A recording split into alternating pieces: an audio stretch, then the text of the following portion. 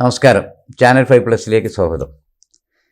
നമ്മുടെ നിയാസ് പുളിക്കലകത്ത് അദ്ദേഹവുമായിട്ട് വളരെ വിശദമായിട്ട് അദ്ദേഹത്തിൻ്റെ ബിസിനസ്സിനെ കുറിച്ച് ഞങ്ങളുടെ channel 5+ൻ്റെ executive editor Riyas Mangottu വളരെ വിശദമായിട്ട് ഉള്ള ഇൻ്റർവ്യൂ കഴിഞ്ഞ എപ്പിസോഡിൽ കഴിഞ്ഞു. ഒരുപാട് കാര്യങ്ങൾ ചർച്ച ചെയ്തു. ഞാൻ നിയാസ് പുളിക്കലത്തിനെ അറിയുന്നത് പരപ്പനങ്ങാടിയിൽ എൻ്റെ പാർട്ടിയിലെ നേതാവിനെതിരിൽ മത്സരിച്ച് മൂപ്പരെങ്ങനെ വിറപ്പിച്ച് നിർത്തി 3000 വോട്ടിനോ 4000 ചില്ലാന വോട്ടിന്, അതും പരപ്പനങ്ങാടിയിൽ 4000 ചില്ലാന വോട്ടിനാണ് അദ്ദേഹം തോറ്റത്. അതിന് പരപ്പനങ്ങാടിക്കാരെ ഭാഗ്യമാണോ അതോ ഞങ്ങളുടെ പാർട്ടിക്കാരെ ഭാഗ്യമാണോ എന്നറിയില്ല. എന്തെന്നായാലും വളരെ ഒരു ജയത്തിൻ്റെ അടുത്തെത്തി നിന്നു. അപ്പോൾ ഒരു CPI-കാരനായിട്ടായിരുന്നു ഞാൻ ആദ്യങ്ങളെ കണ്ടത്. അടുത്ത് ഇടപഴകുമ്പോഴാണ് പുള്ളി ചെയ്യാത്ത ബിസിനസ്സില്ല. 9ാം ക്ലാസ് പഠിക്കുന്ന അന്ന് മുതൽ ബിസിനസ് തുടങ്ങി ലോകത്ത് എല്ലാ മേഖലയിലും കൈവച്ചിട്ടുണ്ട്. ഇല്ല, ഇല്ലാത്ത വലിയ ബിസിനസ് ഉണ്ടോ? കുറച്ചതുണ്ട്. അല്ല, ഇല്ലാത്ത എന്താ ജ്വല്ലറി ഇല്ല, പിന്നെ അതല്ലാത്ത ക്രഷറും കാര്യങ്ങളും. ക്രഷറില്ല, പാറ പൊട്ടിക്കണ പ്രശ്നങ്ങളില്ല, പിന്നെ ജ്വല്ലറി ഇല്ല, ബാക്കി എല്ലാ ബിസിനസ്സുണ്ട്. അപ്പോൾ ആ ബിസിനസ്സിനെ കുറിച്ചാണ് ഞങ്ങളുടെ എക്സിക്യൂട്ടീവ് എഡിറ്റർ അതിൻ്റെ ഒരു ചെറിയ എന്താ പറയുക ഒരു മഞ്ഞത്തുള്ളി മാത്രമേ പുള്ളി ചോദിച്ചിട്ടുള്ളൂ, നിങ്ങൾ പറഞ്ഞിട്ടുള്ളൂ. വലിയ മേഖലയിൽ ലോകത്തിൻ്റെ എല്ലാ രാജ്യത്തും അദ്ദേഹത്തിന് ബിസിനസ്സുണ്ട്. മലേഷ്യയിലേക്ക് തോന്നുന്ന ഇന്ത്യക്കാരനായ ആദ്യത്തെ ഇന്തോനേഷ്യയിലെ ആദ്യത്തെ ഫർണിച്ചർ മാനുഫാക്ചർ ആണ്. ഇപ്പോൾ ദുബായിൽ പുതിയ കുറേ സംരംഭങ്ങളുടെ പണിപ്പുരയിലാണെന്ന് മനസ്സിലാക്കുന്നു. അപ്പോൾ നമ്മളതൊക്കെ മറക്കുക. ഒരു വ്യക്തി എന്ന നിലക്ക് ഞാൻ നേരത്തെ പറഞ്ഞു, ഞാനൊരു CPI-കാരനെ കണ്ടിങ്ങനെ കണ്ട് നിങ്ങളെ കൂടുതൽ പഠിച്ചു നോക്കുമ്പോൾ നിയാസ് നല്ലൊരു മോട്ടിവേറ്ററാണ്. വേണമെങ്കിൽ പാട്ട് പാടും തോന്നുന്നുണ്ട്. അത്യാവശ്യം വയതും വേണമെങ്കിൽ പറയാൻ പറ്റൂലേ? പാട്ട് ആസ്വദിക്കും. അത്യാവശ്യം വേണമെങ്കിൽ ഇപ്പോൾ എവിടെയെങ്കിലും വയതു പറയാനും പറ്റും. പിന്നെ നമ്മുടെ ഈ ചർച്ചയിൽ ചർച്ചയിൽ സത്യത്തിൽ നിങ്ങളുടെ ആ കാഴ്ചപ്പാടുകൾ അത് വല്ലാതെ തന്നെ ആകർഷിച്ചിട്ടുണ്ട്. ഇപ്പോൾ നമ്മൾ സംസാരിച്ചത് പാരൻറ്റിങ്ങിനെ കുറിച്ച് പറഞ്ഞു. അതുപോലെ തന്നെ മതപരമായ ചില കാര്യങ്ങൾ നമ്മളൊക്കെ ചിന്തിക്കുന്ന, നമ്മളൊക്കെ പറയാൻ ആഗ്രഹിക്കുന്ന, എന്നാൽ പറയാൻ ധൈര്യം കാണിക്കാത്ത പല കാര്യങ്ങളും നിങ്ങളെ നാക്കുന്ന കേൾക്കുമ്പോൾ അതുകൂടി നമ്മൾ ചാനലിൽ പറയാം. എന്തായാലും ഒരു വിവാദം ആവട്ടെ, പക്ഷേ ഇത് പറയാതിരിക്കാം. ആരെയും ഒരാൾ പറയണ്ടേ? പൂച്ചക്ക് ആരെങ്കിലും ഒരാൾ മണി കെട്ടണം. അപ്പോൾ നിയാസ് പുളിക്കലകത്ത് അദ്ദേഹത്തിൻ്റെ രാഷ്ട്രീയ ജീവിതവും അതുപോലെ വിദ്യാഭ്യാസ രംഗത്ത് വലിയ ഒരു മുന്നേറ്റം അദ്ദേഹം ഉണ്ടാക്കിയിട്ടുണ്ട്. അത് പറയുമ്പോൾ ഒരു കാര്യം കൂടെ ഞാൻ ആമുഖമായിട്ട് പറയുകയാണ്. ഞാൻ അത്ഭുതപ്പെട്ടു പോയി. കഴിഞ്ഞ ഒരു വർഷം മുമ്പ് അദ്ദേഹം CPI ആണെങ്കിലും രാജീവ് ഗാന്ധി ഫൗണ്ടേഷൻ്റെ ചെയർമാൻ അല്ലേ, പുള്ളിയുടെ ഫണ്ട് ഉപയോഗിച്ചുകൊണ്ട് നടത്തുന്ന അവിടെ അന്നൊരു മീറ്റിങ്ങിൽ പങ്കെടുത്തപ്പോൾ ഒരു മുസ്ലിം പെൺകുട്ടി വളരെ മനോഹരമായിട്ട് പ്രസംഗിച്ചു. അത് ആയത്തും ഹദീസൊക്കെ ഓതിയിട്ട് ആ കുട്ടി ഡോക്ടറാണ്. ആ കുട്ടി ഡോക്ടറായതിന് ആ കുട്ടിക്കുള്ള കടപ്പാട്, ആ കടപ്പുറത്ത് വളർന്ന ഒരു പാവപ്പെട്ട വാടക വീട്ടിൽ താമസിച്ച ഒരു മുസ്ലിം പെൺകുട്ടി ഇന്ന് ഡോക്ടറായതിന് 100% കടപ്പെട്ടിരിക്കുന്നത് നിയാസ് പുളിക്കലത്തിനോടാണ്. അതുപോലെ ഒരുപാട് ആൾ വിദ്യാഭ്യാസ രംഗത്ത് ആളുകൾ വളർത്തിയെടുക്കുക, മറ്റൊരൊക്കെ ആളെ ബോധിപ്പിക്കാൻ സംഭാവന കൊടുക്കുക. ഇപ്പോൾ സക്കാത്ത് കൊടുക്കുകയാണെങ്കിലും 10 രൂപ കവറിലിട്ട് കൊടുത്ത് നാട്ടുകാർക്ക് മുഴുവൻ കൊടുത്ത് ആർക്കും ഉപകാരമില്ലാത്ത രീതിയിൽ കൊടുക്കുന്ന ആളുകളുണ്ട്. അതിനൊക്കെ വ്യത്യാസമായിട്ട് വിദ്യാഭ്യാസ രംഗത്തും വ്യവസായ രംഗത്തും ഇപ്പോൾ ഒരു കൺസൾട്ടൻറ്റ് പുതിയൊരു സംഭവം കൂടി തുടങ്ങിയിട്ടുണ്ട്. അപ്പോൾ അങ്ങനത്തെയുള്ള കാര്യങ്ങളെക്കുറിച്ചാവട്ടെ നമ്മുടെ ചർച്ച. എനിക്കറിയാവുന്ന കാര്യങ്ങൾ പരസ്പരം പങ്കുവെക്കാം. അറിയാവുന്ന കാര്യങ്ങൾ CPI-നെ കുറിച്ച് ഞാനൊന്നും ചോദിക്കണില്ല. CPI അല്ല, അത് രാഷ്ട്രീയം ചോദിക്കണില്ല. CPI അല്ല, അത് അതിന് മറുപടി എനിക്ക് പറയേണ്ട അനിവാര്യമുണ്ട്. ഞാൻ ഒരു കോൺഗ്രസ് കുടുംബത്തിൽ ജനിച്ച, സ്കൂൾ കാലഘട്ടം മുതൽ കോൺഗ്രസ് KSU പ്രവർത്തകനായി, കോളേജ് കാലഘട്ടത്തിലൊക്കെ നാസർക്ക് 2 പ്രാവശ്യം നിയമസഭയിലേക്ക് തോറ്റത് മാത്രമേ അറിഞ്ഞിട്ടുള്ളൂ. ഞാൻ കുറേ കോളേജിൽ EC സ്ഥാനത്തേക്കും ജനറൽ സെക്രട്ടറി സ്ഥാനത്തേക്കും അസിസ്റ്റന്റ് സെക്രട്ടറി സ്ഥാനത്തേക്കും ഒക്കെ തോൽക്കുകയും ജയിക്കുകയൊക്കെ ചെയ്ത് ഒരു രാഷ്ട്രീയ വിദ്യാർത്ഥിയാണ്. 2nd സ്റ്റാൻഡേർഡ് മുതൽ 9th വരെ സ്കൂൾ ക്ലാസ് ലീഡറൊക്കെ ആയിട്ട് അങ്ങനെ വന്ന് KSU ആയിട്ട് മത്സരിക്കുകയും തിരഞ്ഞെടുപ്പ് നേരിടുകയൊക്കെ ചെയ്ത് പിന്നെ രാഷ്ട്രീയ പാരമ്പര്യം നമുക്കുണ്ട്. വാപ്പയുടെ കുടുംബവും ഉമ്മയുടെ കുടുംബവും ഭാര്യൻ്റെ കുടുംബമൊക്കെ കേരളത്തിലെ കോൺഗ്രസ് രാഷ്ട്രീയത്തിൽ അടയാളപ്പെടുത്തിയ എം എൻ കുഞ്ഞാമാജി അമ്മാവനാണ്. ഇപ്പോൾ എൻ്റെ അമ്മോഷൻ്റെ അനിയൻ, ചെറിയ അമ്മോഷൻ KPC മെമ്പറാണ്, PA ചെറിയത്. എൻ്റെ വല്യപ്പയും വളാപ്പന്മാരൊക്കെ ശക്തമായിട്ട് നിങ്ങളുടെ പാർട്ടിയുടെ നയങ്ങളുമായിട്ട് ശക്തമായിട്ട് വിയോജിപ്പുള്ള വിശ്വാസികളായ കോൺഗ്രസ് കുടുംബമാണ്. മുസ്ലിം ലീഗിൻ്റെ അന്നത്തെ നയങ്ങളും ഇന്ത്യ വിഭജനത്തിൻ്റെ കാരണവും മുഹമ്മദ് അലി ജിന്നയുടെ സ്വഭാവ പെരുമാറ്റ ദൂഷ്യങ്ങളൊക്കെ മുസ്ലിം കമ്മ്യൂണിറ്റിക്ക് ഒരുപാട് അപമതിപ്പുണ്ടാക്കിയിട്ടുണ്ട് എന്ന് വ്യക്തമായിട്ട് അന്നും ഇന്നും വിശ്വസിക്കുന്ന ഒരു രാഷ്ട്രീയ കുടുംബമാണ്. കാരണം മതേതരത്വ സ്വഭാവത്തിന് കളങ്കമുണ്ടാക്കിയ ഒരു പ്രസ്ഥാനമാണ് മുസ്ലിം ലീഗ് എന്ന് വിശ്വസിക്കുന്ന ഒരു കുടുംബം തന്നെയാണ് ഇന്നും. അതുകൊണ്ടാണ് ആ ഒരു ധാർമ്മിക ബോധമാണ് ഇടയ്ക്ക് പിണറായിന് CPM കെട്ടുകൊട്ടുന്നത് അല്ലേ? അങ്ങനെ തന്നെ നമുക്ക് ആരോടും വ്യക്തിപരമായ ഞാൻ മുസ്ലിം ലീഗ് പിന്നെ നേതാക്കന്മാരുമായിട്ട് വലിയ സൗഹൃദമുള്ള, ആ സൗഹൃദം കാത്തു സൂക്ഷിക്കുന്ന, വ്യക്തിബന്ധങ്ങൾ കാത്തു സൂക്ഷിക്കുന്ന വ്യക്തിയാണ്. അഭിപ്രായ വ്യത്യാസങ്ങൾ ഉണ്ടാകുമ്പോൾ വ്യക്തിബന്ധത്തെ കാത്തു സൂക്ഷിക്കുന്ന ഒരു പ്രത്യേകത എന്ന് പറയുന്നത് അതാണ് ഒരു പ്രത്യേകത. നാസറിക്കും ഞാനും ഒരേ അഭിപ്രായത്തിലാണെങ്കിൽ, ഞാൻ പറയുന്നതിനൊക്കെ നിങ്ങൾ S എന്നും നിങ്ങൾ പറയുന്നതൊക്കെ ഞാൻ S എന്നും പറയുകയാണെങ്കിൽ നമ്മൾ തമ്മിൽ അഭിപ്രായ വ്യത്യാസത്തിന് പ്രസക്തിയൊന്നുമില്ല. നമ്മളുടെ ഐക്യത്തിന് പ്രസക്തിയൊന്നുമില്ലല്ലോ. അവിടെ ഐക്യത്തിന് ഞാൻ പാണക്കാട് തങ്ങന്മാരുടെ ഏറ്റവും വലിയ പ്രത്യേകതയായിട്ട് നിങ്ങളൊക്കെ തങ്ങന്മാരാണ്, സെയ്ദ് ഫാമിലിയാണ്, പ്രവാചകന്റെ കുടുംബമാണ്, അങ്ങനെ പല കാര്യങ്ങളും നമുക്ക് പറയാൻ പറ്റും. ഞാൻ കാണുന്ന ഏറ്റവും വലിയ പ്രത്യേകത രാഷ്ട്രീയ അഭിപ്രായ വ്യത്യാസങ്ങൾക്ക് അതീതമായിട്ട് മനുഷ്യനെ സ്നേഹിക്കുവാനുള്ള വിശാലമായ ഒരു മനസ്സ് അവരുടെ കുടുംബത്തിന് പടച്ചതമ്പുരാൻ നൽകിയിട്ടുണ്ട് എന്നുള്ളതാണ്. ആ കുടുംബമായിട്ട് വളരെ ആത്മബന്ധമുണ്ട് പാണക്കാട്. അല്ല, അങ്ങനെ ചില ഗുണങ്ങളെ നമ്മൾ പിന്നെ ബഹുമാനിക്കുക എന്നുള്ളതാണ്. ഞാൻ ഇതുവരെ പാണക്കാട് പിന്നെ 10-25 കൊല്ലമായിട്ട് പാണക്കാട് കുടുംബമായിട്ട് ബന്ധമുണ്ട്. ഞാനൊരു കോളേജ് സീറ്റിന് പോലും ഇതുവരെ പാണക്കാട്ടേക്ക് പോയിട്ടില്ല. ആർക്കെങ്കിലും ഒരു കോളേജ് സീറ്റെങ്കിലും തരണമെന്ന് പറഞ്ഞിട്ട് ഞാൻ പാണക്കാട് ഇതുവരെ പോയിട്ടില്ല. ഒരു കാര്യവും അവിടെ കൊണ്ട് പിന്നെ നേടിയെടുത്തിട്ടില്ല. പക്ഷേ ആ കുടുംബവുമായിട്ട് വലിയ ബന്ധമുണ്ട്. മരണം വരെ സൂക്ഷിക്കണമെന്നുള്ള ആഗ്രഹമുണ്ട്. കാരണം അന്ന് ഇത്തരം ചില കാര്യങ്ങളാണ്, നമ്മളിലില്ലാത്ത ചില സ്വഭാവ ഗുണങ്ങൾ അവരിലുണ്ട്. അത് നമ്മുടെ ജീവിതത്തിലേക്ക് പകർത്താൻ അവരുമായിട്ട് കൂടെ നടക്കുന്ന സമയത്ത് കഴിയുമെന്നുള്ള വിശ്വാസം ഉള്ളതുകൊണ്ടാണ്. 2 CPI തിരഞ്ഞെടുക്കാനുള്ള കാരണം, ഒന്ന് ഞാൻ സ്വതന്ത്രനായിട്ട് മത്സരിച്ച സീറ്റ് CPIയുടെ, അതിലൂടെ യാത്ര ചെയ്യുന്ന സമയത്ത് അവരെ പഠിച്ചു നോക്കുമ്പോൾ CPIയുടെ നേതാക്കന്മാർ ഇന്ന് ജീവിച്ചിരിക്കുന്ന അല്ലെങ്കിൽ മരിച്ചിരിക്കുന്നതുമായ നേതാക്കന്മാർ ഏറ്റവും മൂല്യത്തിലധിഷ്ഠിതമായ രാഷ്ട്രീയ പ്രവർത്തനം നടത്തുകയും രാഷ്ട്രീയം ഒരു ആർജിക്കുവാനുള്ള ഒരു വേദിയാണെന്ന് അല്ലെങ്കിൽ ഒരു ഇടമാണെന്ന് കരുതാത്ത ഒരുപാട് നേതാക്കന്മാരും കുറച്ച് പ്രവർത്തകന്മാരുമുള്ളൊരു നല്ല പാർട്ടി. തീർച്ചയായിട്ടും ഈ ഇടതുപക്ഷത്തിൽ നമ്മളൊക്കെ തന്നെ വ്യക്തിപരമായിട്ട് ബഹുമാനിക്കുന്ന, അഴിമതിയുടെ കറവിരളാത്ത മനുഷ്യരായി കാണാൻ കഴിയുന്ന, അങ്ങനെ ബലം പിടിച്ചിട്ട്, എനിക്കൊക്കെ മാർക്സിസ്റ്റ് പാർട്ടി നിൽക്കുമ്പോൾ പോയില്ല, അവരിങ്ങനെ ഇടിവറ്റിയവരങ്ങനെ ബലം പിടിച്ചിട്ട് നടക്കുമ്പോൾ മനുഷ്യരോടൊപ്പം സാധാരണക്കാരോടൊപ്പം ജീവിക്കുന്ന ഒരുപാട് നേതാക്കൾ, അത് പറയുമ്പോൾ നമ്മൾ വിഷയം മാറിപ്പോകും. അപ്പോൾ അതൊരു സത്യമാണ്, അത് പറയാതിരിക്കാൻ വയ്യ. ആ തമ്മിൽ ഭേദം ആ ഇടതുപക്ഷ മുന്നണിയിൽ മനുഷ്യത്വമുള്ള എന്താ പറയുക അല്ലേ? അത് നമ്മുടെ പൊതുപ്രവർത്തനത്തെ ചിട്ടപ്പെടുത്തിയിട്ടുള്ളത് പൊതുപ്രവർത്തനം മരണം വരെ ചെലവിൻ്റെ കോളത്തിൽ മാത്രം മതി എന്നുള്ളതാണ്.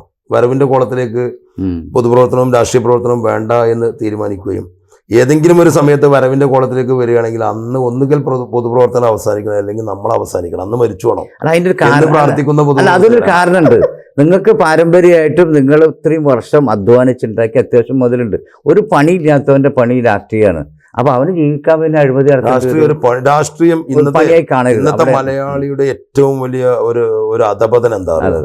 ഒന്ന്, രാഷ്ട്രീയം ജോലിയാക്കി എടുത്തവര് ഇന്ന് വലിയ രൂപത്തിലേക്ക് ജീവകാരുണ്യ പ്രവർത്തനം തൊഴിലാക്കി എടുത്തിട്ടുള്ള അധാർമികതയുടെ പാതയിൽ സഞ്ചരിക്കുന്ന വലിയൊരു വിഭാഗമുണ്ട്. നിങ്ങൾക്കൊക്കെ അതിനെ മഹത്വവൽക്കരിക്കാനും പുച്ഛത്തോടു കൂടി കാണുന്ന ഒരു വിഭാഗമാണ് ഇന്ന് സോഷ്യൽ മീഡിയയിലേക്ക് വലിയ രൂപത്തിലേക്ക് ജനങ്ങളെ കോടികൾ സഹായിക്കുന്ന പൊതുപ്രവർത്തന വ്യവസായികളുണ്ടല്ലോ, അല്ലെങ്കിൽ ജീവകാരുണ്യ വ്യവസായികൾ.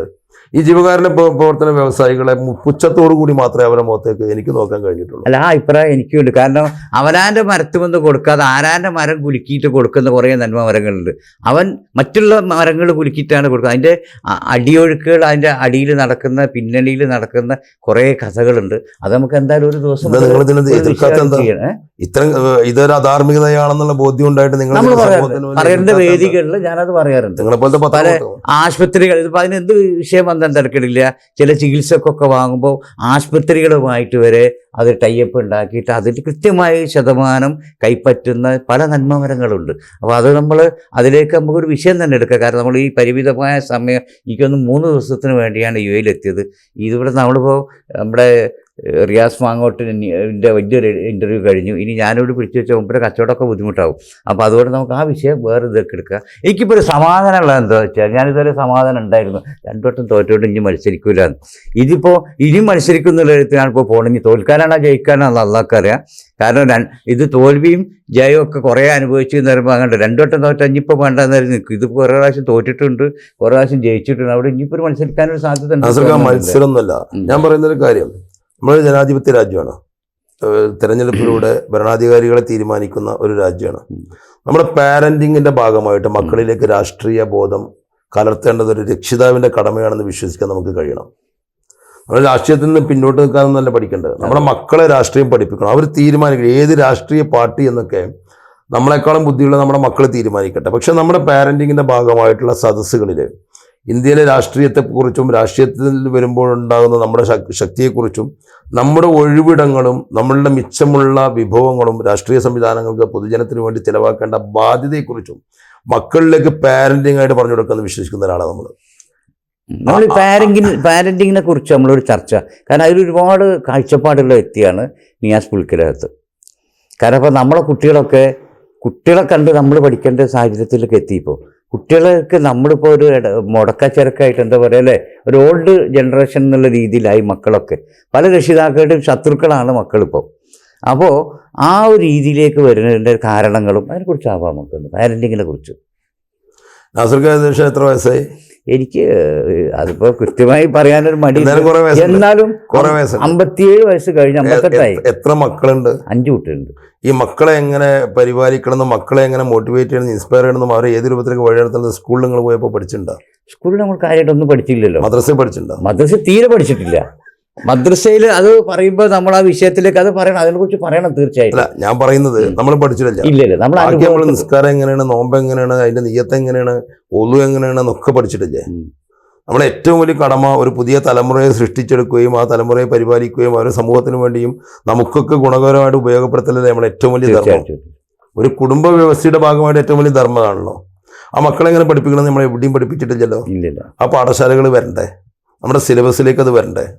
എത്ര സദസ്സുകളിൽ നമ്മളൊക്കെ പ്രസംഗിക്കുമ്പോൾ അത് പറഞ്ഞിട്ടുണ്ട്. ഒരു പുതിയ തലമുറയാണ് നമ്മളുണ്ടാക്കുന്ന ഏറ്റവും വലിയ സമ്പത്ത്, നമ്മളുണ്ടാക്കുന്ന തലമുറയാണ്. നമ്മുടെ കുറേ ബിൽഡിങ്ങുകളും പിന്നെ നമ്മുടെ സാമ്പത്തികമായിട്ടുള്ള വിഭവങ്ങളൊന്നും അല്ലല്ലോ. നമ്മുടെ ഏറ്റവും അസറ്റ് എന്തായിരിക്കും? നമ്മുടെ മക്കളല്ലേ. നമ്മൾ ഈ സമൂഹത്തിൽ ബാക്കി വെച്ച് പോകുന്ന ഏറ്റവും വലിയ അസറ്റ് മക്കളാണ്. ആ മക്കളെ എങ്ങനെയാണ് പിന്നെ നമ്മളതിലേക്ക് ജനിച്ച് വീണ അന്ന് മുതൽ വളർത്തേണ്ടെന്നുള്ള ഒരു പാഠവും നമ്മളാരും പഠിച്ചിട്ടൊന്നുമില്ല. ശാസ്ത്രീയമായ പാഠങ്ങൾ അതാത് കാലഘട്ടത്തിൻ്റെ പിന്നെ ആ രൂപത്തിനനുസരിച്ച് ഐക്യുവിനനുസരിച്ച് അതിനോട് മത്സരിക്കാൻ പറ്റിയ രൂപത്തിലേക്കാണ് പഠിച്ചോ മക്കളെങ്ങനെ പറയുന്നത്. ആശ്രക്കാരെ പഠിച്ച ആ രൂപത്തിലല്ലല്ലോ നിങ്ങളെ മക്കളെ പഠിച്ചിട്ടുണ്ട്. നിങ്ങളുടെ മക്കളുടെ രൂപത്തിലല്ലല്ലോ പേരക്കുട്ടികളെ പടക്കാൻ പോണത്. ഇന്ന് നിർമ്മിത ബുദ്ധിയുടെ 2030-40 നിർമ്മിത ബുദ്ധിയുടെ കാലഘട്ടമാണ് വരുന്നതെങ്കിൽ അതിനോട് മത്സരിക്കാൻ പറ്റിയ രൂപത്തിലേക്ക് ആ കുട്ടികളെ പിന്നെ പഠിത്തം അങ്ങോട്ട് വിടുന്നത്. ആ കുട്ടികളെ നമ്മൾ വളച്ച് തിരിച്ച് നമ്മളിലേക്ക് നമ്മളത്ര ചുരുക്കുന്ന ഒരു രൂപത്തിലേക്കല്ല ഇന്നത്തെ പാരന്റിങ് വരുന്നത്. ഞാനാണ് ശരി, ഞാനാണ് രക്ഷിതാവ്, ഞാനാണ് ഭക്ഷണം തരുന്നവൻ, ഞാനാണ് നിന്ന് സ്കൂളിൽ പഠിപ്പിക്കുന്നവൻ, ഞാൻ പറഞ്ഞത് കേൾക്കുക. നമ്മളെല്ലാ വിവരമുള്ള രക്ഷിതാക്കന്മാരുടെ മഹാഭൂരിപക്ഷം അങ്ങനെയൊക്കെ തന്നെ ചിന്തിക്കുന്നത്. ഞാനാണ് മുന്നിൽ നടക്കുന്നവൻ, എൻ്റെ പിന്നിൽ നടന്നാൽ മതി. ഈ കാലഘട്ടത്തിനോട് മത്സരിക്കാൻ ഉതകുന്ന രൂപത്തിലേക്ക് പടച്ചവൻ പടച്ച് പുറത്തേക്ക് വിട്ട ആ മക്കളെ നമ്മളിങ്ങനെ നമ്മളിലേക്ക് ചുരുക്കി കൊണ്ടുവരുന്ന പാരന്റിങ് തന്നെയല്ലേ ഇപ്പം നടക്കുന്നത്. മാറണ്ടേ?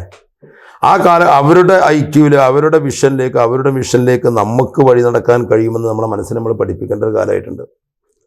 2 വയസ്സുള്ള ഞാൻ എൻ്റെ പേരക്കുട്ടി ഒരു 4 വയസ്സുള്ള പേരക്കുട്ടി, 2 വയസ്സുള്ള പേരക്കുട്ടിയുണ്ട്. പല കാര്യങ്ങൾ അവരെ നോക്കിക്കാണാൻ നമുക്ക് പഠിക്കാൻ അവരിലുണ്ട് എന്നുള്ള ഒരു ധാരണയോട് കൂടിയിട്ട് അവരങ്ങനെ നമ്മൾ ഒരു റിസർച്ച് മൈൻഡോട് കൂടിയിട്ട് അവർ പിന്നാലെ പോകുന്ന സമയത്ത് പലതും പഠിക്കാണ്ടല്ലോ. എത്ര പാരൻസ് ചിന്തിക്കുന്നുണ്ട്? ഈ പാരൻസിനെ നമ്മളിങ്ങനെ വളച്ച് തിരിച്ച് നമ്മളാണ് ശരി എന്നുള്ള രൂപത്തിലേക്ക് നമ്മുടെ ശരിയിലേക്ക് ചുരുക്കി കൊണ്ടുവരുന്നില്ലേ? അത് അടുത്ത കാലഘട്ടത്തിൽ ആ കാലത്തിനോട് മത്സരിക്കാൻ പിന്നെ കഴിയുന്നൊരു മക്കളാക്കി മാറ്റാൻ കഴിയും നമുക്ക് ആർക്കും ധാരണ ഉണ്ടോ? ഇല്ല, നമുക്ക് ഉറപ്പാ. എങ്കിലും നമ്മളിങ്ങനെയൊക്കെ ചെയ്യുള്ളൂ. അല്ല, അപ്പം നേരത്തെ കഴിഞ്ഞ എപ്പിസോഡിൽ പറഞ്ഞ രീതിയിൽ ചെരുപ്പിനെ കുറിച്ച് പറഞ്ഞ പോലെ ഇനിയിപ്പോൾ കാലിനനുസരിച്ച് ചെരുപ്പിന് പകരം ചെരുപ്പിനനുസരിച്ച് കാല് കൊടുക്കാതെ മക്കൾക്കനുസരിച്ച് രക്ഷിതാവ് പാകപ്പെട്ട് വരണം എന്നാണ് പുതിയ അല്ലേ? അങ്ങനെയാണ്. അല്ല, നമ്മൾ കുറേ ക്ലാസ്സുകളിൽ ഇന്നും പങ്കെടുക്കുന്നവരാണ്. നമ്മൾ ഖുർആൻ ക്ലാസ് ഉണ്ട്, സോഷ്യൽ ക്ലാസ്സുകളുണ്ട്, നമ്മളെ കമ്മ്യൂണിറ്റി ക്ലാസ്സുകളുണ്ട്, പല കാര്യങ്ങളും പോകുന്നുണ്ട്. അപ്പോൾ ആ ഇടങ്ങളിലൊക്കെ ഇന്നത്തെ പുതിയ കാലഘട്ടത്തിൽ അസാധ്യമായിട്ടുള്ള വൈബ്രൻസിയുള്ള മക്കളെ എങ്ങനെ പരിപാലിക്കാം എന്നുള്ളതിനെ പറ്റി നമുക്ക് ക്ലാസ്സുകൾ സംഘടിപ്പിക്കണം. നമ്മൾ പഠിക്കണമല്ലോ. തീർച്ചയായിട്ടും. നമ്മുടെ ക്ലാസ്സുകളിൽ ഇപ്പോൾ ഇവിടെയൊക്കെ ഒരുപാട് കമ്മ്യൂണിറ്റി ഉണ്ട്. KMCC ഉണ്ട്, യുവതാര, പല പാർട്ടികൾക്കും പല സമുദായത്തിനും, സുന്നിക്കും മുജാഹിദിനും ജമാഅത്തിനും അതിൻ്റെ ഉള്ളിലുള്ള 10-15 വിഭാഗത്തിനൊക്കെ അങ്ങനെ സ്പെഷ്യലൈസ് ചെയ്തിട്ടുള്ള ഒരുപാട് സംഘങ്ങളും സംഘടിതമായ രൂപങ്ങളും അവിടെയൊക്കെ ക്ലാസ്സുകളൊക്കെ ഉണ്ടല്ലോ. അവിടെ നമ്മൾ പഠിപ്പിക്കേണ്ട ഒരു കാര്യം, ഞാൻ മനസ്സിലാക്കുന്ന ഒരു കാര്യം എന്താ പറയുക, മരണാനന്തരം നമുക്ക് ഒരുപാട് ഗുണങ്ങളും ദോഷങ്ങളും ചോദ്യം ചെയ്യലും പിന്നെ കാര്യങ്ങളൊക്കെ ഉണ്ട്. ഒക്കെ യാഥാർത്ഥ്യമാണ്, 100% സത്യമാണ്. ഈ ജനങ്ങൾ നമ്മൾ പുതിയ കുട്ടികൾ കാണുന്ന ജീവിച്ചിരിക്കുന്ന കുറേ ആളുകളെയാണ്. ജീവിച്ചിരിക്കുന്ന കുറേ ആളുകൾ പോസിറ്റീവായിട്ട്, വളരെ പോസിറ്റീവായിട്ടുള്ള സക്സസ് ആയിട്ടുള്ള കുറേ ആളുകളെ കാണുമ്പോഴാണ് നമ്മളെ വിശ്വാസങ്ങളും സംഹിതകളും നമ്മുടെ ചിന്തകളൊക്കെ ശരിയെന്ന് അവർക്ക് ബോധ്യപ്പെടുത്താൻ പറ്റുള്ളൂ. ആ ബോധ്യപ്പെടുന്ന രൂപത്തിലേക്ക് നമ്മളൊരു മക്കളെ എങ്ങനെയാണ് പിന്നെ കൊണ്ടുവരേണ്ടതെന്നുള്ള വലിയ പാരന്റിങ് സയൻസ് സിലബസ് ആയിട്ട് വരേണ്ടതുണ്ട്. മദ്രസയിൽ നമ്മളെ ക്ലാസ്സുകളിലും പള്ളികളിലും മഹല്ലുകളിലും കുത്തുബകളിലും പ്രഭാഷണങ്ങളിലൊക്കെ വരേണ്ട എങ്ങനെ ജീവിക്കണം, എങ്ങനെ മക്കളെ പരിപാലിക്കണം എന്ന് വരണം. ഇപ്പൊ വയതിലൊക്കെ കൂടുതൽ വരുന്നത് എങ്ങനെ സംഭാവന കൊടുക്കണം, സംഭാവന കൊടുത്താൽ അവിടെ ഊർലിങ്ങളെ കിട്ടും. ഇതാണല്ലോ ഇപ്പോൾ ഞാൻ കേട്ട വയതിൽ 90% സംഭാവന കുറിച്ച് മാത്രമേ കേട്ടത്. നിങ്ങൾ എങ്ങനെ കേട്ടതെന്ന് എനിക്കറിയില്ല. അല്ലേ? ഞാനതിനെ പറ്റി പടച്ചോനെങ്ങനെ അല്ല, അത് പറയുന്നതിന് കുഴപ്പമില്ല. പടച്ചോനെ പീഡിപ്പിച്ച് തീർച്ചതിന് പകരം പടച്ചോനെ നമ്മൾ കൃത്യമായിട്ട് മനസ്സിലാക്കണം. അതിലുള്ള പടച്ചോൻ്റെ ഓരോ ഇതിലുള്ള സയൻസ് ഇത് നമ്മൾ പറയുന്നില്ല. ഇവിടെ അനങ്ങിയാൽ പിരിവെന്നിട്ട് അതിങ്ങനെ എന്നിട്ടിപ്പോൾ എനിക്ക് ഇന്നാളൊരു മുസ്ലിയാരെ ഒരു ഭയങ്കര ഇഷ്ടപ്പെട്ടു. ഏതോ ഒരാൾ 313 ബദറിൻ്റെ നമ്പറാണ് 313 റുപ്യ 313 റുപ്യ ഉമ്മൻ്റെ വാപ്പൻ്റെ കബറിടം വെളിച്ചം വിതറാൻ വേണ്ടി കൊടുത്തപ്പോൾ തങ്ങൾ പറഞ്ഞു എൻ്റെ കൊണ്ടുപോടാവുന്ന എൻ്റെ 313 റുപ്യ ഇത് ഒരു LED ബൾബ് ഒരു ദിവസം ഇടാൻ തന്നെ എത്ര കറണ്ട് വരും, ആജീവനാന്തം ഉമ്മൻ്റെയും വാപ്പൻ്റെയും കബറിടത്തിലെ വെളിച്ചം വിതറാന്ന് പറഞ്ഞിട്ട്. അത് സത്യം അങ്ങനെ പറയേണ്ടത് അല്ലേ? ഇപ്പം നമ്മളങ്ങനെ കബറ് വിശാലാക്കാൻ അതിൽ ജീവിച്ചിരിക്കുമ്പോൾ ഇത് ഒരു വിവാദമായാലും തിരക്കടില്ല. ഇപ്പോൾ ഒരൊറ്റ കാര്യം കൂടി, അത് നമ്മൾ സമയം വൈകുന്നുണ്ട്. എൻ്റെ വേണ്ടപ്പെട്ടൊരു കക്ഷി, ആ കക്ഷി എന്നോടൊരു കഥ പറഞ്ഞു, അത് പറയാതിരിക്കാൻ വയ്യ. ഞാൻ വളരെ ഇഷ്ടപ്പെടുന്നൊരു വ്യക്തി, ആ വ്യക്തി ഒരു മനുഷ്യൻ, ആ പ്രദേശത്തെ ഒരു മനുഷ്യൻ്റെ അടുത്ത് അവിടെയുള്ള ഒരു പാലിയേറ്റീവ് സെൻറ്ററിന് വേണ്ടി ഒരു 10 സെൻറ്റ് സ്ഥലം, അതിൽ പകുതി പൈസ കൊടുക്കുക, ബാക്കി സ്ഥലം ചോദിച്ചു. ഞാൻ വിൽക്കുന്ന സ്വഭാവം എൻ്റെ തറവാട് ഭാഗമായിട്ട് തന്നെ ഇല്ല, ഞാൻ 1 ഇഞ്ച് സ്ഥലം തരൂല അറിയിട്ട് അടിപ്പയപ്പിച്ചു. ഇത് കഴിഞ്ഞ് ഒരു മാസം ഇയാൾ മരിച്ചു. ഇയാൾ മരിച്ചപ്പോൾ ഇയാളെ മക്കൾ ഒരു 5-6 പോത്തിനെ കറുത്ത് പോത്തും ഇറച്ചും അരിയൊക്കെ ഈ വീടുകളൊക്കെ കൊണ്ടുവരുത്തപ്പോൾ ആ മനുഷ്യൻ ജീവിച്ചിരിക്കുമ്പോൾ ഒരു മനുഷ്യന് കൊടുത്തണമെങ്കിൽ ഇയാളെ മുതലാണ്. അപ്പോൾ അത് നമ്മൾ പല കാര്യങ്ങളും ചർച്ച ചെയ്യുമ്പോൾ ഒരു അട്ടിയത്തിലുപരി ഇപ്പോൾ രാഷ്ട്രീയക്കാരെന്ന ഇതൊക്കെ പറഞ്ഞാൽ ചിലപ്പോൾ വോട്ട് പറയും, മൂപ്പർ അത് പറഞ്ഞ് അല്ലെങ്കിൽ ഇങ്ങോട്ട് പറഞ്ഞു എന്നൊക്കെ പറയും. അത് നമ്മൾ മാറ്റി വെച്ചുകൊണ്ട് തന്നെ ചില സത്യങ്ങൾ നമ്മൾ പറയണം. അത് നമ്മളെ സമുദായത്തിലാണെങ്കിലും പണ്ഡിതന്മാരെടുത്താണെങ്കിലും രാഷ്ട്രീയ നേതാക്കളെടുത്താലും അത് തുടർന്ന് പറയാനുള്ള ചങ്കൂറ്റം ഉണ്ടാവണം. അത് അത്യാവശ്യമുള്ളൊരു മനുഷ്യനാണ്. കാരണം അത്യാവശ്യം കരാട്ടിയും ബ്ലാക്ക് ബെൽറ്റൊക്കെ ഉണ്ട് കേട്ടോ. അതുകൂടി നമ്മളെ ശ്രോതാക്കൾ അറിഞ്ഞോട്ടെ. ഇപ്പോൾ കരാട്ട ഉണ്ടോ? കളിക്കലുണ്ടല്ലേ? അപ്പോൾ അത് നമുക്ക് പിന്നെ എടുക്കാം. ഈ വിഷയത്തിലേക്ക് പോട്ടെ. നിങ്ങൾ ഈ പാരൻറ്റിങ്ങിനെ കുറിച്ച് വളരെ താല്പര്യമുള്ള സബ്ജക്റ്റാണത്. അല്ല, ഞാൻ പറയുന്ന കാര്യങ്ങൾ അസുഖ നമ്മുടെ പിന്നെ പുതിയ തലമുറ നമ്മളെക്കാളും വൈബ്രൻസിയുള്ള, നമ്മളെക്കാളും ഐക്യമുള്ള, നമ്മളെക്കാളും ബുദ്ധിശക്തിയുള്ള ആളുകളാണ്. കാലഘട്ടത്തിനനുസരിച്ച് പ്രവാചകന്മാരെ അതാത് കാലഘട്ടത്തിനനുസരിച്ചാണ് അള്ളാഹു നിയോഗിച്ചിട്ടുള്ളത്. ആദം നബിയുടെ അതേ വേർഷനിലാണ് മുഹമ്മദ് നബിനെ കൊണ്ടുവന്നത്.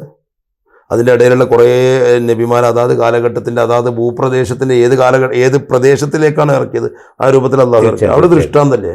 അവിടെ ദൃഷ്ടാന്തം ഉണ്ടല്ലോ. നമ്മുടെ മക്കൾ ഏത് കാലഘട്ടത്തിൽ ഏത് ചിന്താഗതിയോട് കൂടിയിട്ടാണ് പുറത്തേക്ക് ഇങ്ങനെ ഉമ്മയുടെ ഗർഭാശയത്തിൽ നിന്ന് പുറത്തേക്ക് വരുന്നത്, ആ കാലത്തിനനുസരിച്ച് നമ്മൾ മാറേണ്ടതുണ്ട്. അതിൽ ഇത്ര പറയാനൊന്നുമില്ല. അത് പുതിയൊരു കണ്ടുപിടുത്തമൊന്നുമല്ലല്ലോ. നമ്മൾ ഇതിൻ്റെ വിശാലതയിലേക്ക് ഇങ്ങനെ കണ്ണ് പിന്നെ തുറച്ചു നോക്കിക്കൊണ്ട് ചിന്താ മണ്ഡലം ഇങ്ങനെ തുറന്നു വെച്ച് കഴിഞ്ഞാൽ ഇതൊന്നും പുതിയ കാര്യമൊന്നുമല്ല. ഏത് മതത്തിൻ്റെയും പിന്നെ അടിസ്ഥാന തത്വങ്ങൾ കാലഘട്ടത്തിനനുസരിച്ച് മാറുന്ന ജനവിഭാഗത്തെയാണ് ഉൾക്കൊണ്ടിട്ടുണ്ടെന്നുള്ള സത്യമാണ്. ഞാൻ പറയുന്നൊരു കാര്യം, ഒന്ന് നമ്മൾ മക്കളുടെ റോൾ മോഡലാണെങ്കിൽ നമ്മൾ മക്കളോളം വളരേണ്ടതുണ്ട്. അതാണ് പാരൻറ്റിങ്ങിൻ്റെ ഒരു ഏറ്റവും കാര്യം. നമ്മളവർക്ക് നമ്മളെ മാതൃകയാക്കണമെങ്കിൽ, നമ്മളവർ ഫോളോ ചെയ്യണമെങ്കിൽ നമ്മൾ അവരെക്കാളും ഉയരേണ്ടതുണ്ട്. അതിനുള്ള പഠനം വലിയ രൂപത്തിലൊക്കെ നടക്കേണ്ടതുണ്ട്. അതാണ് അതിൻ്റെ മൊത്തത്തിലുള്ള കാര്യങ്ങൾ. 2, ആ രൂപത്തിലേക്ക് നമ്മുടെ എല്ലാ കമ്മ്യൂണിറ്റിയിലും സ്കൂളുകൾ സ്ഥാപിക്കണം. പാരൻറ്റിങ് സയൻസ്, ഞാനൊക്കെ അങ്ങനെ ഒരു സിലബസ് തന്നെ വരണം എന്നുള്ള ഒരു കാര്യത്തിലേക്ക് ചിന്തിക്കുന്ന ആളുകളാണ്. നമ്മുടെ മക്കളെ അവരുടെ കഴിവുകളെ ഓരോ ദിവസവും നമ്മളിങ്ങനെ പരിപോഷിപ്പിച്ച് മുന്നോട്ട് കൊണ്ടെത്താനുള്ള പോസിറ്റീവ് വൈബിൽ മുന്നോട്ട് കൊണ്ട് ചെന്നെത്തിക്കാൻ നമുക്കാവണം. നമ്മുടെ രാഷ്ട്രീയ സംവിധാനങ്ങളും മത സംഘടനകളും അല്ലെങ്കിൽ മത സംവിധാനങ്ങളൊക്കെ ഇവരിങ്ങനെ ദിവസം മോട്ടിവേറ്റ് ചെയ്യുന്ന രൂപത്തിലേക്ക് മാറേണ്ടതുണ്ട്. നാസർക്ക് പറഞ്ഞ ഒറ്റ കാര്യം, പേടിപ്പിച്ചിട്ടുള്ള പാരൻറ്റിങ് ഇന്നത്തെ കാലത്ത് നടക്കില്ല. പേടിപ്പിച്ചുള്ള പാരൻറ്റിങ്ങിന് ഫലമാണ് ഈ പിന്നെ ഉമ്മാരെ കൊല്ലുന്ന മക്കളും വാപ്പാരെ പിന്നെ കൊല്ലുന്ന മക്കളൊക്കെ വരുന്നത്. ഈ ദിവസം ഇന്റർവ്യൂ നടക്കുന്ന ദിവസം അച്ഛനും അമ്മന് 90 വയസ്സിൻ്റെ മേലെയുള്ള അച്ഛനും അമ്മന് തീയിട്ട് വന്നിട്ട് മകൻ. അപ്പോൾ ഏതോ ഒരാൾ ചോദിച്ചു, ഒരു 2-3 കൊല്ലം കൂടി സഹിച്ചാൽ പോരേനോ, 93 വയസ്സായ അച്ഛനെ ഈ തീയിട്ടാൽ വെറുതെ ജയിലിൽ പോകേണ്ടി വന്നല്ലോ. എന്നും നമ്മൾ കേൾക്കുന്നതാണ്. ഞാനതിൻ്റെ പറയുന്നത് വ്യക്തമായിട്ട് പാരൻറ്റിങ്ങിലുള്ള അശാസ്ത്രീയതയാണ് ഇതിൻ്റെയൊക്കെ കാരണം. അല്ലാതെ മദ്യവും മയക്കുമരുന്നും പിന്നെ MDMA മാത്രമൊന്നുമല്ല. അതിലേക്കൊക്കെ പോകുന്നത് നിങ്ങൾ നോക്കുക. ഞാൻ മതപരമായിട്ട് നല്ല രൂപത്തിലേക്ക് ഫോളോ ചെയ്യുന്ന ഒരു മുസ്ലിം മതവിശ്വാസിയാണ്. ഞാൻ CPI കാരനായതുകൊണ്ട് നാസ്തികനാണ് ഭൗതികനാണെന്നൊന്നും കരുതൊന്നും വേണ്ട. അല്ല, 100% മതവിശ്വാസത്തിന് പ്രാമുഖ്യം നൽകുകയും അത് കഴിഞ്ഞിട്ടേ ബാക്കിയുള്ള കാര്യങ്ങളൊക്കെ ഉള്ളൂ. അങ്ങനെ തന്നെ പറയാൻ ഒരു മടിയില്ലാത്ത ഒരാളാണ്.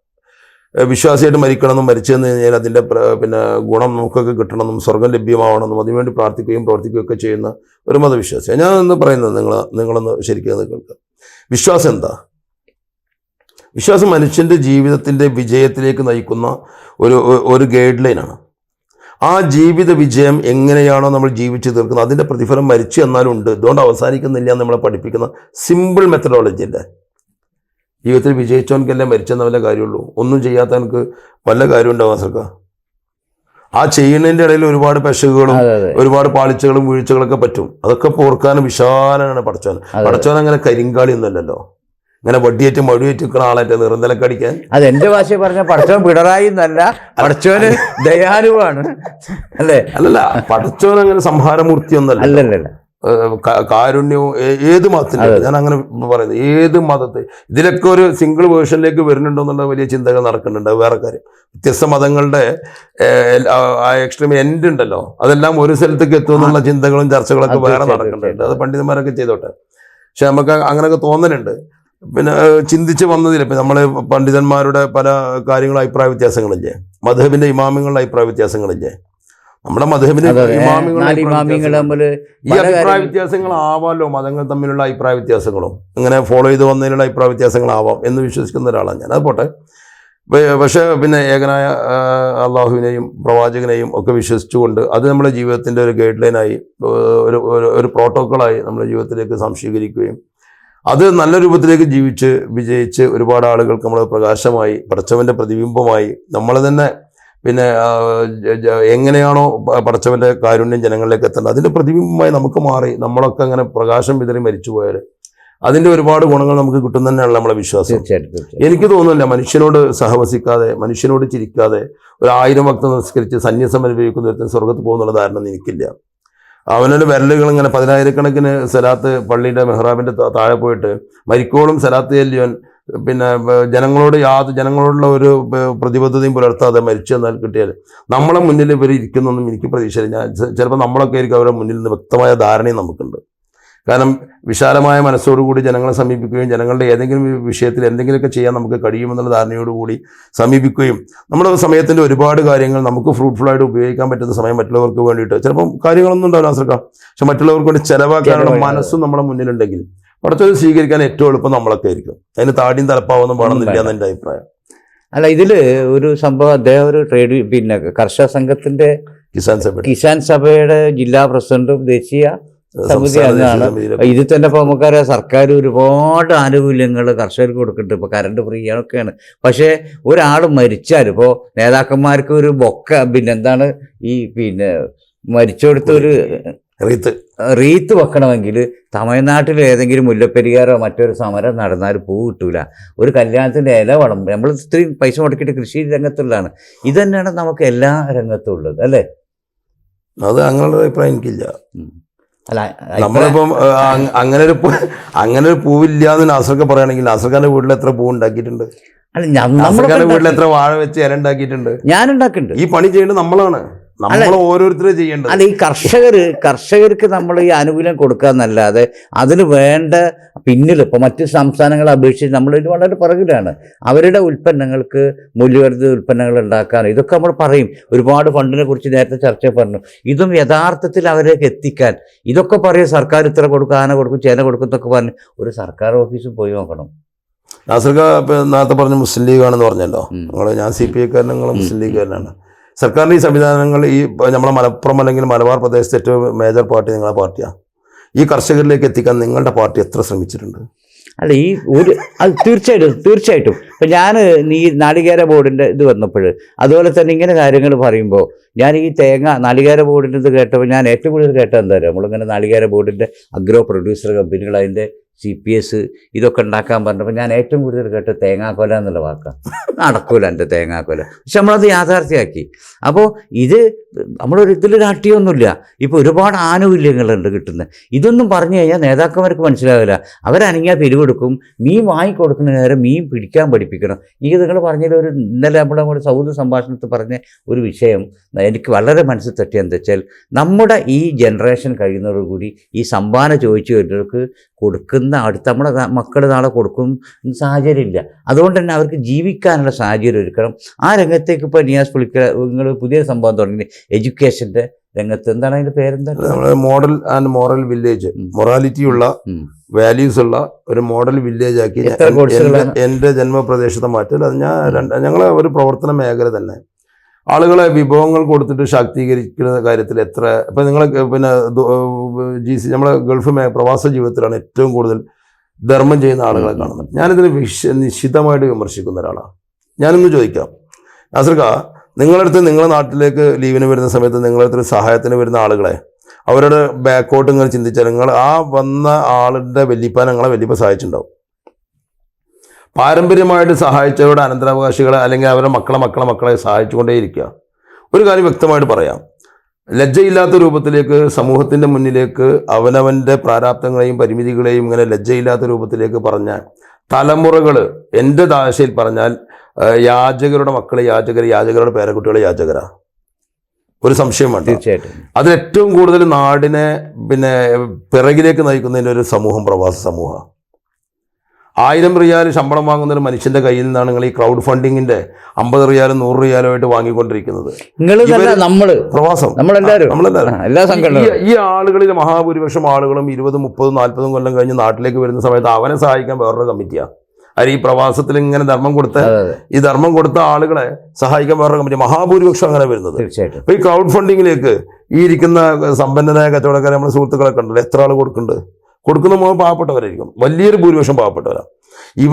ഒരു 10 വീഡിയോ ദിവസം വരുമല്ലോ, കിഡ്നിക്ക് സുഖമില്ല, ക്യാൻസർ പേഷ്യൻ്റാണ്, കുട്ടിക്ക് ഓട്ടീസാണ്, ജയിലിൽ ഇന്ന് ഇറക്കാൻ 32 കോടി വേണം, അങ്ങനെ പറഞ്ഞിട്ട് പലതും വരികയാണ്. കോടിക്കണക്കിന് ഉറുപ്പിൻ്റെ കാര്യങ്ങൾ വരുന്ന സമയത്ത് എൻ്റെ ഒരു കോൺട്രിബ്യൂഷൻ എന്ന് പറഞ്ഞാൽ നല്ല മനസ്സോടുകൂടി ഇവർ ചെയ്യുന്ന കാര്യങ്ങൾ ഈ ശരിക്ക് എത്ര കുടുംബത്തിനെ ശാക്തീകരിക്കാൻ നമുക്ക് കഴിഞ്ഞിട്ടുണ്ടെന്ന് ആലോചിച്ച് നോക്കും. ഈ ഇങ്ങനെ കൊടുക്കുന്ന വലിയൊരു വിഭാഗത്തെ പിന്നെ അവർ വാങ്ങുന്നവരായിട്ട് മാറുക. 10-40 കൊല്ലം അവരുടെ ജീവിതം ഹോമിച്ചതിന് ശേഷം നാട്ടിൽ പോയിട്ട് നിങ്ങൾ റിസർച്ച് ചെയ്യും, ഓരോ പഞ്ചായത്തിലും തീർച്ചയായിട്ടും ഓരോ മഹലിലും റിസർച്ച് ചെയ്യും. യാചകരെ സൃഷ്ടിക്കുന്ന ഒരു വലിയ സൽപ്രവൃത്തിയാണ് നിങ്ങൾ ചെയ്തുകൊണ്ടിരിക്കുന്ന ഏറ്റവും ദുഷ്പ്രവൃത്തി എന്ന് ഞാൻ പറയുന്ന ഒരു കാര്യം. പ്രവാസ സമൂഹമാണ് അത് മോട്ടിവേറ്റ് ചെയ്യുന്നത്. അല്ല, അത് മാത്രമല്ല, ഇപ്പോൾ വലിയ പണക്കാരൊക്കെ ഈ കാശ് കൊടുക്കുന്നത് സത്യത്തിൽ സോഷ്യൽ മീഡിയ ഉണ്ടായിട്ടാണ്. ആദ്യം ക്യാമറയൊക്കെ വിളിച്ച് മേക്കപ്പ് ഒക്കെ ചെയ്തിട്ടാണ് ഇത് കൊടുക്കുന്നത്. നമ്മളൊക്കെ പറഞ്ഞ് വലത് കൈ കൊണ്ട് കൊടുക്കുന്നത് അല്ലേ, അങ്ങനെ ആയിരുന്നൊക്കെ നബിവചനൊക്കെ ഓതും. പക്ഷേ ആദ്യം ക്യാമറമാരൊക്കെ വിളിച്ച് മേക്കപ്പ് ചെയ്ത് ക്യാമറയുടെ മുമ്പിൽ ഇങ്ങനെ ബഡിയായി നിന്നിട്ട് ഇതാ 3 ലക്ഷം റുപ്യൻ്റെ ചെക്ക് എന്നൊക്കെ പറഞ്ഞ് കൊടുക്കണം. അതൊരു പരിധി വരെ ഇങ്ങനെയൊക്കെ കൊടുക്കാനുള്ള കാരണം സോഷ്യൽ മീഡിയ ആണ് കേട്ടോ. അല്ലാതെ അവരൊന്നും കൊടുക്കുന്നു എനിക്ക് വിശ്വാസമില്ല. പക്ഷെ അതിൽ വിശ്വാസം ഉണ്ടല്ലേ. നിങ്ങളെ ഒരു കുടുംബത്തിലേക്ക്, നിങ്ങളെ കുടുംബത്തിൽ നിന്ന് ഇപ്പം നിങ്ങളൊരു ഫാമിലി ഉണ്ടാവുമല്ലോ, നിങ്ങൾ ആ ഫാമിലിയിൽ നിങ്ങളുടെ വീട് ശാക്തീകരിച്ചൊരു കുടുംബമാണെങ്കിൽ നിങ്ങളുടെ കുടുംബത്തിൽ കുറച്ച് ആളുകളെ സഫീഷ്യൻ്റ് ആയിട്ടുള്ള പര്യാപ്തരായിട്ടുള്ള കുറച്ച് ആളുകൾ ഇങ്ങനെ കൂടി ചേർന്ന് കഴിഞ്ഞാൽ നിങ്ങളുടെ വിഭവങ്ങൾ സോഷ്യൽ മീഡിയയും പത്രത്തിൽ പരസ്യമൊന്നും വരില്ല. നമ്മുടെ കുടുംബത്തിലെ ആളുകൾ പുറത്തേക്ക് കൈനീട്ടാത്ത രൂപത്തിലേക്ക് ആവണം എന്നുള്ളത് ഇച്ഛാശക്തിയോടുകൂടി തീരുമാനം. തീർച്ചയായിട്ടും നിങ്ങളുടെ വിഭവങ്ങൾ മതി നിങ്ങളുടെ കുടുംബത്തിൽ. ആ കുടുംബത്തിൽ കഷ്ടപ്പെടുന്നവരെ സഹായിക്കാൻ, നാളെ ഭിക്ഷക്കാരനല്ലാതെ മാറ്റാൻ, സ്വയം പര്യാപ്തയിൽ എത്തിക്കാൻ. അതിനപ്പുറമുള്ള സംഭവം എന്താ പറയുക, ഇന്ന് നമ്മൾ പണ്ഡിതന്മാരുടെ പല പ്രഭാഷണങ്ങളും നിങ്ങൾ നേരത്തെ പറഞ്ഞില്ല, പിരിവെടുക്കാൻ മോട്ടിവേറ്റ് ചെയ്യുന്ന പ്രഭാഷണങ്ങൾ. മനുഷ്യന്റെ ഏറ്റവും വലിയ സമ്പത്ത് വിഭവങ്ങളൊന്നുമല്ല, അവന്റെ ആത്മാഭിമാനം, ലജ്ജയാണ്. എൻ്റെ പരിമിതികളെയും എൻ്റെ പ്രാരാബ്ദവും ഒരു മനുഷ്യനെ അറിയരുത് എന്ന അവൻ്റെ ചിന്തയാണ് അവൻ്റെ ഏറ്റവും വലിയ സമ്പത്ത്. ഈ സമ്പത്ത് ആ ഒരു സമ്പത്ത് ബ്രേക്ക് ചെയ്തിട്ടില്ലേ പല പ്രഭാഷണങ്ങളും. തീർച്ചയായിട്ടും അവനവൻ്റെ പ്രാരാബ്ദം ആരോടും പറയാം, അവനവൻ്റെ പ്രാരാബ്ദം ഏത് സോഷ്യൽ മീഡിയൻ്റെ മുന്നിലും പറയാം. എത്ര കോടിക്കണക്കിന് ജനങ്ങൾ കണ്ടാലും എനിക്കൊന്നും വരാൻ പോണില്ല, എനിക്ക് കിട്ടിയാൽ മതി എന്നുള്ള രൂപത്തിലേക്ക് ജനങ്ങളെ മോട്ടിവേറ്റഡ് ആകും, ഇൻസ്പയർ ചെയ്യുന്നില്ലേ. ഈ സംവിധാനം എതിർക്കണം. തീർച്ചയായിട്ടും ഈ സംവിധാനം എതിർക്കണം. ഞാൻ പറയേണ്ട എൻ്റെ വ്യക്തമായ ഭാഷയിൽ പറഞ്ഞാൽ മലബാറിൽ ഇന്ന് നടന്നുകൊണ്ടിരിക്കുന്ന, മലബാറിൻ്റെ ഭാഗമായിട്ട് പ്രവാസ ലോകത്ത് നടന്നുകൊണ്ടിരിക്കുന്ന ജീവകാരുണ്യ സമ്പ്രദായം അശാസ്ത്രീയ എന്നാണ് ഞാൻ പറയാം. അശാസ്ത്രീയ. അത് ഇത്രത്തോളം തഴച്ചു വളരാനുള്ള കാരണം എന്താ അറിയോ, ഈ പ്രവൃത്തി ചെയ്തുകൊണ്ട് സുഭിക്ഷമായിട്ട് ജീവിക്കുന്ന ഒരുപാട് ആളുകൾ, ഇതൊരു വ്യവസായമായി സ്വീകരിച്ച ഒരുപാട് ആളുകൾ പണ്ഡിതന്മാരുടെ വേഷത്തിലും പാമരന്മാരുടെ വേഷത്തിലും ഒക്കെ വരും, കച്ചവടക്കാരുടെ വേഷത്തിലൊക്കെ ഇങ്ങനെ ഓരോ ദിവസവും ഉടലെടുത്തുകൊണ്ടിരിക്കുക. ചാരിറ്റി ഇൻഡസ്ട്രീസിന്റെ പിന്നെ വലിയ പ്രൊഡ്യൂസേഴ്സ്, സെലിബ്രിറ്റീസാണ്. ഞാൻ വളരെ പുച്ഛത്തോട് കൂടെ കാണുന്നൊരു വിഭാഗം, ആരെന്ത് പറഞ്ഞാലും വേണ്ടില്ല. ഇതെന്താ അറിയോ, ഒരു മനുഷ്യന്റെ ശാക്തീകരണം എന്നുള്ള ആ ഒരു മേഖല കടക്ക് കത്തിവെക്കുന്ന ഒരു സമ്പ്രദായം. മനുഷ്യൻ എന്നും ഭിക്ഷക്കാരായി മാറുക. ഇനിയിപ്പം ഞാൻ പേടിക്കുന്നൊരു കാര്യം എന്താ അറിയോ, ഇപ്പം നമ്മളെ പോലത്തെ കച്ചവടക്കാർ നാളെ ചെറിയ പ്രാരാബ്ദം ഉണ്ടാവില്ല, നമുക്കൊക്കെ ചിലപ്പം ടൈറ്റും വിഷമങ്ങളൊക്കെ വരുമല്ലോ. അപ്പോൾ ഇന്നങ്ങനെ ഇരുത്തിയിട്ട് സോഷ്യൽ മീഡിയയിൽ എനിക്കൊരു 10 കോടി രൂപ കടയുണ്ട്, ഞാനിങ്ങനെ വലിയൊരു പ്രോജക്റ്റ് തുടങ്ങാൻ പോകുന്നുണ്ട്, എനിക്ക് ഷോർട്ട് ഉണ്ട്, അതിനെല്ലാവരും സഹായിക്കണം എന്ന് പറയുന്ന രൂപത്തിലേക്ക് ഈ പിന്നെ നമ്മുടെ ആ ലജ്ജ അങ്ങോട്ട് ബ്രേക്ക് ചെയ്താൽ അതിലേക്ക് എത്തിപ്പോകുന്ന പേടിയുണ്ട്. കാരണം നമ്മളൊക്കെ യാചകരാകുന്നു, നമ്മളൊക്കെ നമ്മുടെ പ്രാരാബ്ദങ്ങളോട് ആരോടും പറഞ്ഞുകൊണ്ട് പറയാൻ ഒരു മടിയില്ലാത്ത രൂപത്തിലേക്ക് എത്തിപ്പോകുന്ന എനിക്കൊക്കെ പേടിയുണ്ട്. കച്ചവടക്കാരായ കോടീശ്വരന്മാരായ യാചകരുടെ ഉത്ഭവം ഞാനൊക്കെ സ്വപ്നം കാണുന്നുണ്ട്. കാരണം ലജ്ജ പോയാൽ ആർക്കും എന്തോ ആവല്ലോ. അതിനപ്പുറം ഇതിൽ കാണുന്നൊരു കാര്യം ആശ്രക്കാം, ഒരു മനുഷ്യനെ ഏതെങ്കിലും രൂപത്തിൽ സഹായിക്കുവാനുള്ള രൂപത്തിലേക്ക് മോട്ടിവേറ്റ് ചെയ്ത് സഹായം വാങ്ങിയിട്ട് അവൻ്റെ മേൽ ആധിപത്യം സ്ഥാപിക്കുക. ഞാനൊരു രാഷ്ട്രീയക്കാരനാണ്, ഞാൻ എൻ്റെ അടുത്ത് ചില വിഭവങ്ങൾ ഞാൻ ആർക്കെങ്കിലും എന്തെങ്കിലുമൊക്കെ കൊടുക്കുമ്പോൾ ഞാനൊരു വേദിയിലേക്ക് വരുമ്പോൾ എന്നെ ബഹുമാനിക്കുന്ന കുറേ ആളുകൾ ഉണ്ടാവണം. ഞാൻ പറയുന്ന എന്ത് വിഡ്ഢിത്തങ്ങളും കേട്ട് തലകുലുക്കി ചിരിച്ച് അഡ്മിറ്റ് ചെയ്യാനുള്ള കുറേ ആളുകൾ ഉണ്ടാക്കണം. അങ്ങനെ ഒരു ശക്തിയില്ലാത്ത കുറേ മനുഷ്യരൂപങ്ങൾ ഉണ്ടാക്കാനുള്ള അധമമായ പ്രവർത്തനമാണ് നിങ്ങളൊക്കെ ചെയ്യുന്ന ജീവകാരുണ്യ പ്രവർത്തനത്തിൻ്റെ പലതും എന്നുള്ള വ്യക്തമായ വിശ്വാസം എനിക്കുണ്ട്. ഇത് ഞാനിവിടെ തിരുത്താണ്, നിങ്ങളൊക്കെ ചെയ്യുന്ന ജീവകാരുണ്യ പ്രവർത്തനം എന്നല്ല, ഞാനും നിയാസ് പുളിക്കലാത്തും ഒക്കെ അടങ്ങുന്ന ഈ സമൂഹം ചെയ്യുന്ന ജീവകാരുണ്യ പ്രവർത്തനം. അപ്പോൾ നമ്മൾ ഇന്നത്തെ ചർച്ച ഇവിടെ അവസാനം, ഇത് തുടരും. അപ്പോൾ ഇദ്ദേഹമായിട്ടുള്ള ഞാൻ പാർട്ടി എന്ന നിലക്ക് CPI-കാരൻ, ഒരു ഇടതുപക്ഷക്കാരൻ എന്ന നിലക്ക് ഞങ്ങൾ തമ്മിൽ ഒരുപാട് ശത്രുതയുണ്ട്, എതിർപ്പുണ്ട് പല കാര്യത്തിലും. എനിക്ക് 100% ലോകത്തിൽ ജനശാക്തീകരണത്തിന്റെ മുഴുവൻ പിറകിൽ ലെഫ്റ്റ് ചിന്തകളായിട്ട് പ്രവർത്തിക്കും. അല്ല, അത് പോട്ടെ, അടുത്ത ചർച്ചയിലേക്ക് വരാം. അപ്പോൾ ഈ ചർച്ച ഇത് നമ്മളിങ്ങനെ തുറന്ന സമീപനാണ്. അപ്പോൾ നിയാസ് പുളിക്കലത്തിൻ്റെ ഈ രാഷ്ട്രീയം മാറ്റിവെച്ച് ബാക്കിയുള്ള ഈ ഇവിടെ ചർച്ച ചെയ്ത ഈ വിവാദപരമായ എല്ലാ പരാമർശങ്ങളോടും 100% യോജിപ്പുള്ളതാണ്. ഞാനും പറയാൻ ധൈര്യമില്ലാത്തതുകൊണ്ട് ആ പേടി നിൽക്കില്ല, അങ്ങനത്തെ പേടി നിൽക്കില്ല. അതൊക്കെ ആരെങ്കിലും എവിടെയെങ്കിലുമൊക്കെ കൊണ്ടുപോയി വെച്ചോളൂ. കാരണം ഇത് അതൊന്നും പ്രശ്നമുള്ള കാര്യമല്ല. പക്ഷെ ഇത് പറയാനുള്ള ഒരു ധൈര്യം കിട്ടിയത് എനിക്ക് ചില ഭീഷണികളൊക്കെ അല്ല, നിങ്ങൾക്ക് വീട്ടിന് മുമ്പിൽ ഒരു വീട്ടിൽ പറമ്പിൽ തന്നെ ഒരു പള്ളിയും പിന്നെ ഒരു 10-50 ഏക്കർ എത്ര ഏക്കർ വീടിൻ്റെ അടുത്ത് തന്നെ ഭൂമിയൊക്കെ ഉള്ളതുകൊണ്ട് പ്രശ്നമില്ല. നമുക്ക് ഇനി 10 സെന്റ് തന്നെ ചിലപ്പോൾ മറിയാൻ വരുമ്പോൾ ബുദ്ധിമുട്ടാവും. അപ്പോൾ അത് നമ്മൾ അവസാനിപ്പിക്കുക. എന്തുവെന്ന് തന്നാലും ഈ സത്യങ്ങൾ നമ്മൾ സമൂഹത്തോട് തുറന്നു പറയണം, സമൂഹത്തെ ബോധവൽക്കരിക്കണം. അതിന് നിയാസ് പുളിക്കലത്തിനെ പോലെയുള്ള ആർജവമുള്ള രാഷ്ട്രീയക്കാരെന്ന് ഞാൻ പറയില്ല, ആർജവമുള്ള പൊതുപ്രവർത്തകർ രംഗത്ത് വരട്ടെ. ഒരുപാട് നിയാസ് പുളിക്കലാത്തുമാർ ഈ രംഗത്ത് ഇനിയും ഉണ്ടാവട്ടെ എന്ന് ആശംസിച്ചുകൊണ്ട് നിർത്തുന്നു. നമസ്കാരം.